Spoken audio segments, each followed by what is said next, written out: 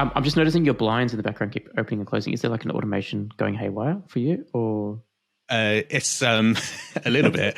I've got SwitchBot curtains on the rods, and I've got it set. I think it's at 2 p.m. where it says like check to see what the weather's like, whether it's sunny or not. Yeah, and nice. then it will open or close. And because it does battery as well, it could close it to charge up the batteries too.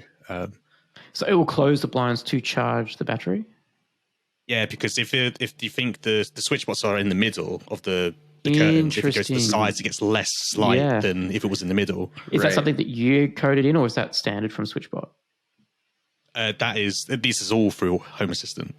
Wow, so you've coded Home Assistant to say, all right, my SwitchBot battery is at this level, so move the curtain into the middle to get more. All right, close the curtain. Close the curtain to get more battery. Based on the weather forecast, and I've got a couple of Hue outdoor sensors too, so it'll tell how bright it is outside. That's amazing. That's great. What you can do actually, and this is something I got from Pascal on his Twitter, get a weather station if you haven't already outside integrated into Home Assistant. I got an EcoWit one, and it actually has the solar lux, so you can tell how bright it is, similar to your motion sensors. Mm-hmm. But there's also, I think, solar intensity and UV index as well. So with the solar, like with that intensity rating, you could then tell, all right, I'm actually going to get a good charge, as opposed to it being really bright but just cloudy and not going to get any charge out of this day, right? So that might be. What was that called? It's an EcoWit weather station, and there's a Home Assistant integration, pretty nicely done too. Like everything's local. Yeah, that'll be really useful. I used to have the NetAtmo one, but the integration it was unreliable to the point where I just took it off. Yeah. Like I've been pretty impressed. I think the weather station itself is RF, and then there's a little Wi-Fi dongle that sits inside the house.